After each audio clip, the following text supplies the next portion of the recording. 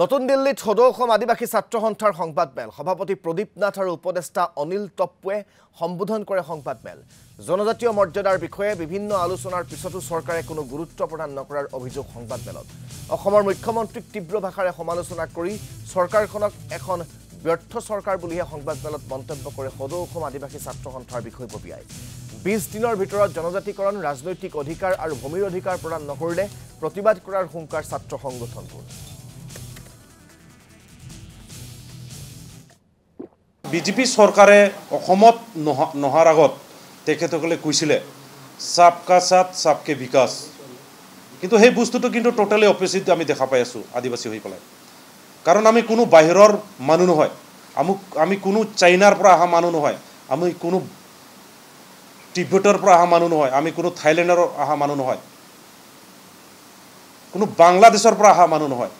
আমি within India within অসমৰ মানুহ হয় তাৰ পিছতো কিন্তু আমাৰ দুখটো বুজি পোৱা নাই বিজেপি চৰকাৰে কৈ আছিল যে কংগ্ৰেছ চৰকাৰ জিন্দাগীত আদিবাসীৰ কাৰণে কাম নকৰিব আৰু একো নিদিয়ে ভাৰতৰ সংবিধানৰ মতে বুলি কৈছিলে কিন্তু সেই চৰকাৰে আজি 15 বছৰ পাৰ হ'ব ধৰিছে এটা কাম কৰিব পৰা নাই ডেভেলপমেণ্টৰ নামত কিন্তু জাতিটোক হেক কৰা ফালে দেখা পাই আছো আজি আদিবাসী জাতিটো কেনেকৈ বাচিব মুখৰৰ কথাৰ পৰা কিয় নাবাছে কিন্তু তেখেতসকলে আজিলৈকে এটা আৰ্টিকল এটা ক্লোজ এটা আমেণ্ডমেণ্ট কৰা আমি দেখা পোৱা নাই কিন্তু আজি দেখা পালো এছটিৰ জাগাত যিবিলাক এক্টিভিটিছ দেখা পাই আছো অসমত থকা উৰাংমুণ্ডা সান্তাল খাড়িয়া উৰিয়াকে ধৰি খেদাৰ ফৰ্মুলাহে আমি দেখা পাই আছো নৰ্থ ইষ্টৰ ট্ৰাইবেল বিলাকক ইমান পাৱাৰ দিছে সেম আমাৰ আদিবাসী বিলাক ভাৰতৰ মূলবাসী হয় এটো আমি কথা কোৱা নহয় ভাৰতৰ সংবিধানে কৈছে আজি সেই জনগোষ্ঠীটোক লুকুৱাই এটা ডাঙৰ বিল পাছ কৰিব যত নেকি আমাৰ জনগোষ্ঠীৰ একো মৌলিক অধিকাৰ নাই একো নাই এটো আমি ষ্ট্ৰংলি কন্ডেম কৰিছো